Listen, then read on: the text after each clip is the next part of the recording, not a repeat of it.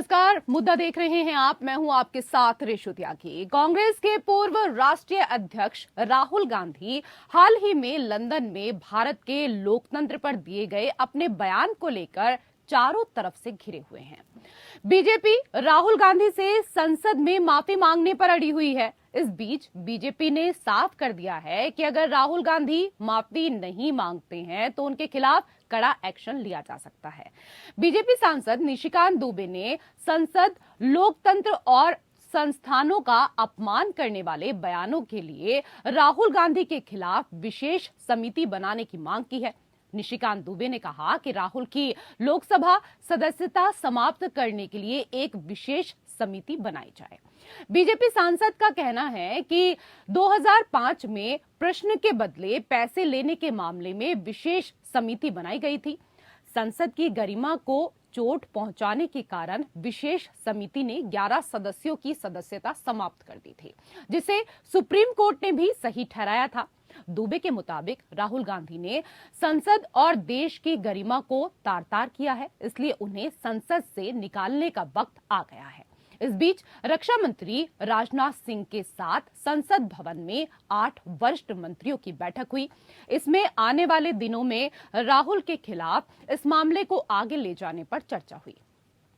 London में दिए गए भाषण को लेकर कांग्रेस नेता राहुल गांधी ने भी सफाई दी है। उन्होंने गुरुवार को कहा कि मेरे भाषण में ऐसी कोई चीज नहीं थी जो मैंने पब्लिक रिकॉर्ड से नहीं निकाली। सब कुछ यहां वहां से जुटाया था। यहां पूरा मामला डिस्ट्रैक्ट करने का है। राहुल गांधी ने कहा कि लंदन में दिए गए भाषण के मुद्दे पर संसद में विस्तार से जवाब दूंगा।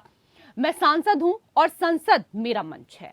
बीजेपी ने इसके साथ ही कांग्रेस के सांसदों के खिलाफ भी कार्रवाई करने की मांग कर डाली है, जो आदेश के खिलाफ जाकर और संसदीय नियमों और परंपराओं को तोड़कर लगातार सदन के अंदर प्ले कार्ड यानी तख्तियां लहराते हैं।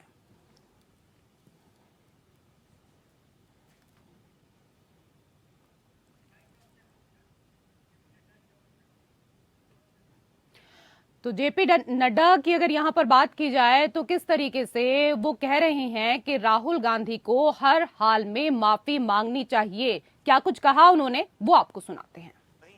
जहां G20 की बैठक आज भारत में हो रही है, वहीं दूसरी ओर राहुल गांधी विदेशी धरती पर देश का अपमान कर रहे हैं, सदन का अपमान कर रहे हैं, देश की पूर्ण बहुमत से चुनी हुई सरकार का अपमान कर रहे हैं और देश के 130 करोड़ जनता का अपमान कर रहे हैं। ये देशद्रोहियों के हाथों को मजबूत करना नहीं है तो और क्या है।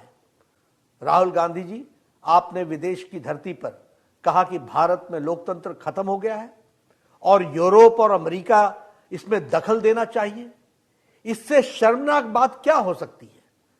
किसी दूसरे देश से भारत के आंतरिक मामलों में दखल देने की मांग करना भारत की संप्रभुता पर हमला है। मैं राहुल गांधी से जानना चाहता हूं कि यूरोप और अमेरिका को भारत के आंतरिक मामलों में दखल देने के लिए उकसाने के पीछे उनकी मंशा क्या है। विदेशी षड्यंत्रकारियों से मिलीभगत करके आप भारत की आर्थिक घेरेबंदी और सामरिक घेरेबंदी करवाने का प्रयास कर रहे हैं। बोलते हैं हम क्या पाप किए, हिंदुस्तान में पैदा हो गए। ऐसा व्यक्ति हमको एंटी नेशनल बोलता है। जिन्होंने यहाँ के नागरिकों का अपमान किया, देश के लोगों का अपमान किया, वो प्रधानमंत्री, पहले वो माफी मांगना चाहिए। और ये तो डिबेट की बात है, लेकिन उन्होंने हर देश में जाके ये बात कहा। चाइना में कहा, कनाडा में कहा, यूएई में कहा। तो खड़गे ने क्या कुछ कहा वो भी हमने इस दौरान आपको सुनाया। तो अडानी हिंडनबर्ग मुद्दे पर बीजेपी सरकार के खिलाफ करीब करीब अकेले मोर्चा खोले राहुल गांधी के बयानों पर इन दिनों बवाल है। कैम्ब्रिज में बोले तो बवाल, संसद में बोले तो विवाद। सवाल सिर्फ बयानों का नहीं बल्कि राहुल गांधी की राजनीति का भी है। जब राहुल गांधी भारत जोड़ो यात्रा पर निकले तो कभी उनकी टी शर्ट का मजाक बनाया गया तो कभी उनकी बढ़ी हुई दाढ़ी का। लेकिन इस सब के बीच राजनीतिक बियाबान में राहुल एकला चलते रहे। कारवा बनाने की कोशिश करते रहे। तो क्या ये मान लिया जाए कि मोदी के करिश्मे की काट राहुल बन सकते हैं? जाहिर है ये कहना फिलहाल जल्दबाजी होगा, लेकिन ये जरूर तय है कि राहुल गांधी के बयानों पर बीजेपी की तिलमिलाहट ये इशारा है कि खेल अभी बाकी है। इसी को लेकर करेंगे चर्चा, और चर्चा करने के लिए आज 3 खास मेहमान पैनल में हमारे साथ मौजूद होंगे। फिलहाल हमारे साथ राजेश सिंह, नेता बीजेपी, जुड़ चुके हैं। बहुत बहुत स्वागत है आपका। हमारे साथ संदीप चौधरी, राजनीतिक विश्लेषक, जुड़ चुके हैं। आपका भी बहुत बहुत स्वागत है। और हमारे साथ रत्नेश मिश्रा भी जुड़ चुके हैं, प्रवक्ता हैं कांग्रेस के। आपका भी बहुत बहुत स्वागत। पहला सवाल आपसे ही रत्नेश जी, कैम्ब्रिज में राहुल गांधी के बयानों का जिक्र करते हुए बीजेपी ने कहा कि जिस तरह संसद और लोकतंत्र की गरिमा पर प्रश्न उठाया है वह चिंतनीय है और लिहाजा कार्रवाई करते हुए राहुल की सदस्यता रद्द होनी चाहिए। आपकी टिप्पणी से शुरुआत करते हैं। देखिए ऋषु जी, सबसे बड़ी बात तो ये भारतीय जनता पार्टी के जो भी नेता, मंत्री और सांसदगण इस बात को उठा रहे हैं कि राहुल गांधी जी की सदस्यता निरस्त कर दी जानी चाहिए। ये लोग केवल और केवल असंवैधानिक बातें कर रहे हैं।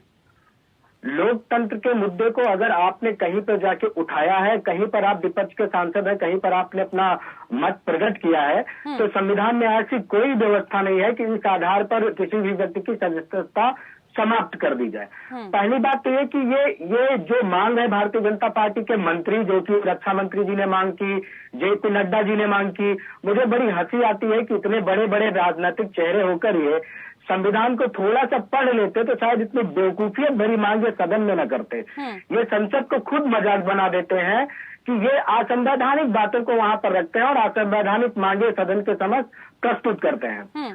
ठीक है, मैं इसका जवाब ले लेती हूँ। राजेश जी, राहुल गांधी लोकसभा के लिए चुने गए थे, उनके बयान में कुछ आपत्तिजनक है तो थोड़े समय बाद चुनाव है, जनता उसका फैसला कर देगी। आप अभी कार्रवाई क्यों चाहते हैं?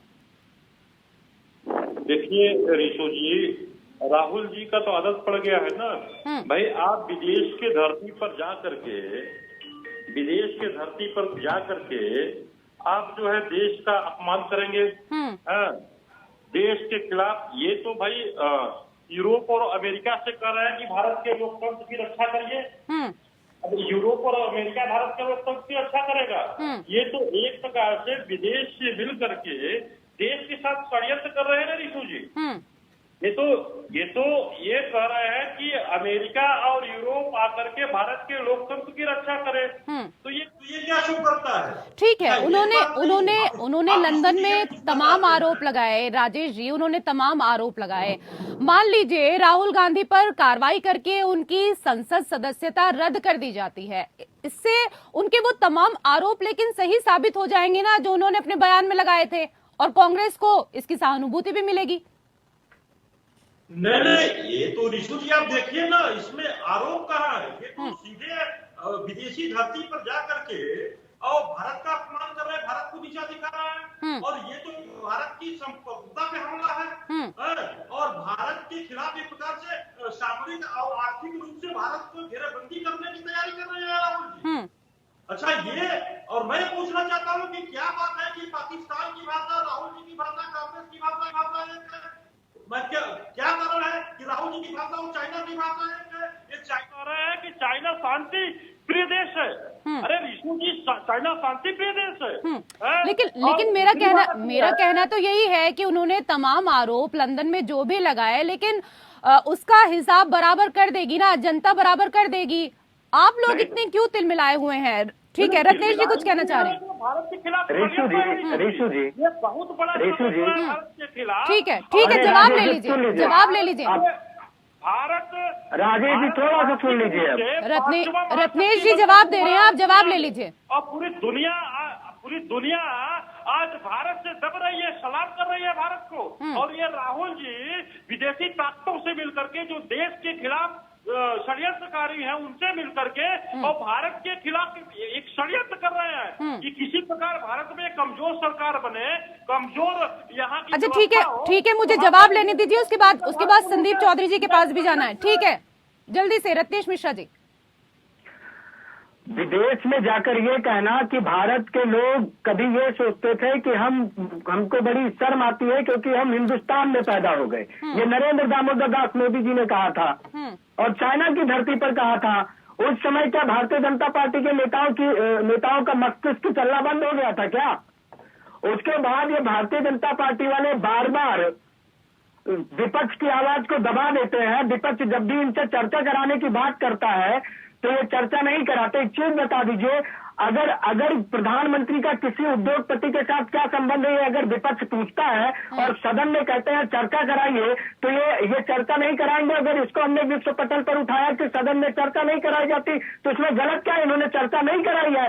और इनकी तरह हमारे नेता राहुल गांधी जी बुजदिल नहीं है। हमने तो ताल ठोक के कहा, कल भी राहुल गांधी जी ने कहा कि सरकार में दम है, प्रधानमंत्री में दम है, तो मुझसे सदन में बोलने का मौका दे, मैं जितना एक्सप्लेनेशन राजेश जी कहीं इस बात का डर तो आपको नहीं सता रहा है क्योंकि 24 आ रहा है, लोकसभा चुनाव होने वाले हैं और मोदी के करिश्मे की काट हो सकते हैं राहुल गांधी, ये डर तो नहीं सता रहा है? इस पर मैं आपसे जवाब लूंगी, लेकिन संदीप जी, राजनीति में सही या गलत का एक ही पैमाना है कि कोई बात, गतिविधि या निर्णय चुनावी फैक्टर को कैसे प्रभावित करता है। राहुल गांधी के बयानों पर जिस तरह से कांग्रेस अड़ी है, क्या लगता है आपको इससे उन्हें सियासी स्तर पर लाभ होगा?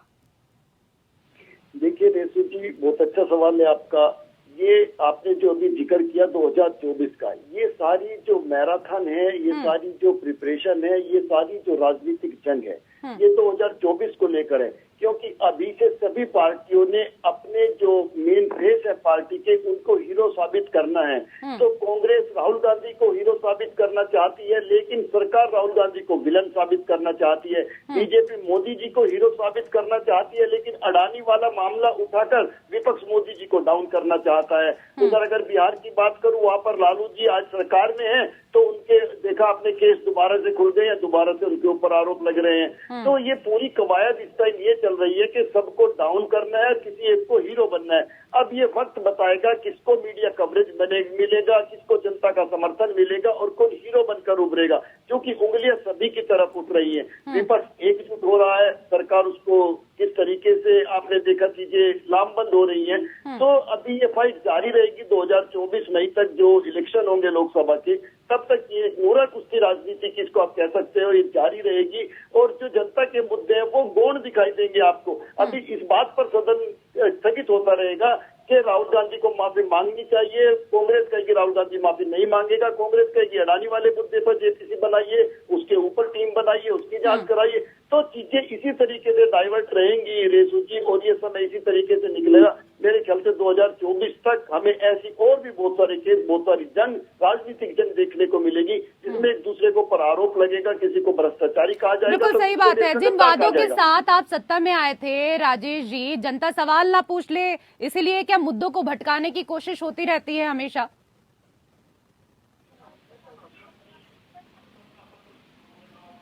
मेरी आवाज आ रही है? जी, आपकी आवाज आ रही है। देखिए, जब भी संसद का सत्र शुरू होने वाला होता है या कोई चुनाव आता है, तो ये जितने भी देश विरोधी टूल किट गैंग है ना, वो सक्रिय हो जाते हैं रिशु जी। और ये नई नई चीज लेकर आते हैं। कभी पेगासस लेके आएंगे, उसमें कोई तथ्य नहीं होता, बिल्कुल झूठ पे आधारित।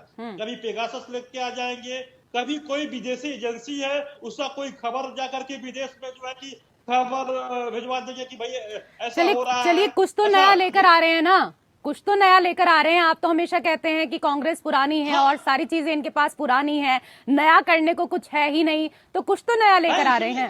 नहीं रिशु जी, नया लेके आइए, आप झूठ लेके आइए, आप प्रधानमंत्री जी के खिलाफ आप झूठ फैलाइए, लेकिन जब आप देश के खिलाफ रत्नेश जी, आऊंगी मैं आपके पास, एक ब्रेक के बाद आएंगे। 130 करोड़ भारतीयों के साथ जब आप षड्यंत्र करते हैं, तो आप जब जाके विदेशी धरती पे आप कहते हैं कि देश का लोकतंत्र खतरे में है, ऐसा लोकतंत्र जो कि एक मदर डेमोक्रेसी है। भारत पूरी दुनिया को लोकतंत्र सिखाता है रिशु जी। इतना बड़ा लोकतंत्र भारत में है कि पूरी दुनिया को लोकतंत्र सिखाने वाले भारत के खिलाफ जब विदेशी धरती पे जाके राहुल जी कहते हैं कि देश में लोकतंत्र खतरे में है। रत्नेश जी, वैसे सवाल थोड़ा हटकर है, लेकिन आपसे पूछ लेते हैं, राहुल गांधी और वर्तमान कांग्रेस का ढर्रा क्या है? क्योंकि उनकी बातें, निर्णय, ये सब ना तो गांधीवादी मार्ग से मिलते हैं और ना ही नेहरूवियन। देखिए रेशु जी, मैंने पहले भी कहा था, एक बार फिर कह रहा हूँ कि इस देश में अर्थव्यवस्था में सबसे बड़े घोटाले की जांच कराने की मांग सर, सदन में करना। सवाल जो पूछा है उसी पर जवाब दीजिए, घुमाकर बताइए मुझे। मैं जवाब दे रहा हूँ, सुन तो लीजिए। अरे विपक्ष की भी बात तो आनी चाहिए सामने भाई। बिल्कुल, विपक्ष तो है ही सवाल करने के लिए, लेकिन सवाल तो आपसे जब सवाल करें तो उसका भी जवाब सीधा सीधा दीजिए ना सर। मैं जवाब दूंगा, लेकिन अभी तक इतना लंबा चौड़ा भाषण दे दिया भारतीय जनता पार्टी के बंधु ने, तो थोड़ा सा जवाब उनको भी दे लें। ठीक है। सदन में देश के सबसे बड़े आर्थिक घोटाले की जांच करने के लिए कमेटी बनाने की मांग करना कब से देशद्रोह हो गया? एक प्रधानमंत्री एक उद्योगपति के साथ उसके प्राइवेट जेट में घूमता है, क्यों घूमता है ये पूछना कब से देशद्रोह हो गया? एक प्रधानमंत्री विदेशी दौरा, अरे सुन तो लीजिए भाई साहब, आपकी बारी थी तो आप मैंने बोल रहा आएंगे राजेश जी, आपके पास आएंगे, कंप्लीट करने दीजिए। जवाब नहीं दे रहे हैं, ये क्या है भाई? को घुमा क्यों रहे? पहले आपकी बात का जवाब दे रहे हैं, उसके बाद ही मेरी बात का जवाब देंगे। रत्नेश मिश्रा जी, मैंने जो देखिए आपसे सवाल पूछा, आपने उस सवाल का जवाब नहीं दिया। मैंने जो आपसे सवाल पूछा उसने उस सवाल का आपने जवाब ही नहीं दिया। ऋषु जी, मैं जवाब तो दे रहा हूँ, ठीक है, दीजिए। जनता पार्टी वाले मेढक की तरफ फुदकना बंद करे ना बीच में। मुझे पता है कि जब इनकी नब्ज दब जाती है तो ये ऐसे फड़फड़ाते हैं। फड़फड़ाना बंद करे पहले ना। ठीक है, आप भी थोड़ा धैर्य रखिए, राहुल गांधी जी से सीखिए ना, वो इतने प्यार मोहब्बत की बातें करते हैं, आप सीख नहीं पाए। मैडम इसीलिए इतना बोल रहे थे, मैं सुन रहा था, वो मोहब्बत ही है मेरी उनके प्रति। ठीक है, बीच में नहीं बोला। ठीक है, तीसरी बात, अब आप तो प्रधानमंत्री, ठीक है, सुन लीजिए राजेश जी, सुन लीजिए, सुनने का थोड़ा धैर्य रखिए। सत्ता में बैठे हुए हैं, सत्ता को वैसे भी सुनने की आदत डालनी चाहिए। ठीक है रत्नेश जी। ठीक है, चलो तीसरी बात, एक देश का प्रधानमंत्री, हमारे प्रधानमंत्री माननीय नरेंद्र दामोदर दास मोदी जी विदेशी दौरे पर जाते हैं, उसके 2 दिन बाद फिर अडानी जी विदेशी दौरे पर उसी देश में जाते हैं, फिर उनको एक बहुत बड़ा टेंडर मिलता है। इसके बीच संबंध क्या? अगर हमने पूछा तो इसमें भैया देशद्रोह कहाँ है? तीसरी बात, मूलभूत मुद्दों पर आप सारी बातें गिनवा देंगे, सारी बातें रत्नेश जी गिनवा देंगे, नंबर 1, नंबर 2, नंबर 3, नंबर 4 से लेकर, मैं कहती हूँ 1 घंटे की डिबेट हो जाए ना तो आप 1 घंटे तक तमाम मुद्दे गिनवा देंगे। लेकिन जो मैंने सवाल आपसे पूछा उसका जवाब मुझे अभी तक नहीं मिला, और डिबेट खत्म भी हो जाएगी तब भी नहीं मिल पाएगा। इसलिए मैं संदीप जी के पास जा रही हूँ अभी। संदीप जी, ठीक है, वो भी हमारे पैनल में हैं। संदीप जी, संसद में राहुल गांधी पर कार्रवाई हो सकती है या बीजेपी इसका राजनीतिक लाभ लेकर आगे बढ़ जाएगी? देखिए रेशु जी, इम्पोर्टेंट क्वेश्चन है। बीजेपी राजनीतिक लाभ लेना चाहती है और कांग्रेस भी, सभी पार्टियां इस टाइम राजनीतिक लाभ लेना चाहती हैं और दूसरे को गलत साबित करना चाहती है, खुद को सही साबित करना चाहती है। सभी पार्टी के बीच में ये जंग है। और कांग्रेस की अगर मैं बात करूं तो कांग्रेस को बीजेपी से सीखना चाहिए। जैसे बीजेपी नेता को, कांग्रेस के नेता लंदन में बोलते हैं, बीजेपी उस चीज को कैच कर लेती है, लेकिन कांग्रेस के नेता पता नहीं किस तरीके से हैं, वो स्टडी करते हैं नहीं। वो चाहे तो मोदी जी पाकिस्तान भी गए थे, उन्होंने नवाज शरीफ से जप्पी भी डाली थी, तो पाकिस्तान हमारा दुश्मन देश है, हमेशा हिंदुस्तान के बारे में गलत सोचता है, उस चीज को ये मुद्दा नहीं बना सकते। बीजेपी के नेता लाल कृष्ण आडवाणी ने जिन्ना को हीरो बताया था आजादी का, पाकिस्तान की आजादी का, तो उसको ये मुद्दा नहीं बना सकते। उसके कब्र पर जाकर उन्हें फूल भी चढ़ाए। तो मतलब ये मौका चूकने वाले लोग हैं, जब सांप निकल जाता है तब ये पैर पीटते रहते हैं। इसलिए कांग्रेस को काफी कुछ सीखने की जरूरत है अगर आपको एक अटैकिंग राजनीति करनी है। ये डिबेट में भी हार के चले जाते हैं, चुनावी मैदान में आपने देखा राहुल गांधी अमेठी, मतलब ट्रेनिंग अच्छी नहीं हो रही है, कुल मिलाकर ट्रेनिंग अच्छी नहीं है। ट्रेनिंग के लिए अच्छा टीचर रखना चाहिए कांग्रेस को। ठीक है, एक चलते चलते एक और आखिरी सवाल, क्योंकि समय हमारे पास कम है। संदीप जी, कांग्रेस में जो नई टीम राहुल गांधी के साथ काम कर रही है उसमें वाम प्रभाव अधिक है, और जो मुखर होकर आ रहा है उसमें तो अधिक वाम नीति दिखती है। यह नया अप्रोच राहुल गांधी की छवि में द्वंद्व प्रस्तुत करता है, इससे कांग्रेस में भी बड़ी असहजता है। देखिए रेशु जी, बहुत इंपॉर्टेंट क्वेश्चन आपने किया और इससे एक आगे की राज की बात मैं कांग्रेस में बता देता हूँ। कांग्रेस में लोग चेहरा चमकाने के लिए आते हैं। जिस तरीके से आपने देखा गुजरात में गुजरात में एक नया चेहरा उभर के आया जिसको बीजेपी लगातार घेरती रहे, वो बीजेपी में चले गए, एंड टाइम पर कांग्रेस को छोड़ के चले गए। माधवराव सिंधिया जो चमके कांग्रेस ने चमकाया, छोड़ करके कांग्रेस को चले गए। ऐसे तमाम नेता हैं जो कांग्रेस में केवल अभी एक राष्ट्रीय प्रवक्ता कांग्रेस के नाम नहीं लेना चाहता, छोड़ करके बीजेपी में चले गए। तो कांग्रेस एक चमकने के लिए वो आते हैं, वहाँ परफॉर्म करते हैं और अपना जाकर के सेट हो जाते हैं। इसलिए कांग्रेस रत्नेश जी आपके पास खड़ी है। ठीक है, आखिरी जवाब रत्नेश जी। देखिए ऋषु जी, अभी चौधरी जी ने जो बात कही कि ये लोग चले गए, ठीक है, ये भी एक तरह से बताता है कि भारतीय जनता पार्टी राजेश जी 30 सेकंड, उसके बाद आप के पास आ रहे हैं, जवाब चाहिए सिर्फ 30 सेकंड में आपका भी, क्योंकि समय का भी ध्यान रखना है हमें। जी रत्नेश जी, आप कंप्लीट करें। अभी जो चौधरी जी ने कहा कि कांग्रेस पार्टी के तमाम सारे नेता चले जाते हैं, तो इससे ये बात सिद्ध होती है कि भारतीय जनता पार्टी भी कहीं ना कहीं कांग्रेस के संगठन से उभर कर गए लोगों को अपने पास बुलाती है, क्योंकि कांग्रेस के नेताओं में संगठन को मजबूती देने की क्षमता होती है। तमाम उदाहरण उन्होंने बता दिए। ठीक है राजेश जी, दूसरी बात, ठीक है सर, दूसरी बात फिर अगली डिबेट में सुनेंगे। समय का भाव है, समय का भाव है राजेश जी। आपने तो मुझे 30 सेकंड बोलने भी नहीं दिया। आप घड़ी देख रहे हैं क्या? हाँ, मैं घड़ी ठीक है राजेश जी। ऋषु जी, मैं ये कह रहा था कि भाई राहुल जी कांग्रेस को बर्बाद करे, उससे हमको कुछ लेना देना नहीं है, लेकिन भाई देश के बर्बाद करने की जो साजिश कर रहे हैं उसका कुछ लेना चाहिए। और रही बात लोकतंत्र की हत्या की, मतलब रत्नेश जी सोच के आए हैं, कि आज बीजेपी को बोलने नहीं देना है। बहुत शुक्रिया आप सभी खास मेहमानों का हमारे साथ इस चर्चा में जुड़ने के लिए। और इसी के साथ मुद्दा में फिलहाल इतना ही। नमस्कार।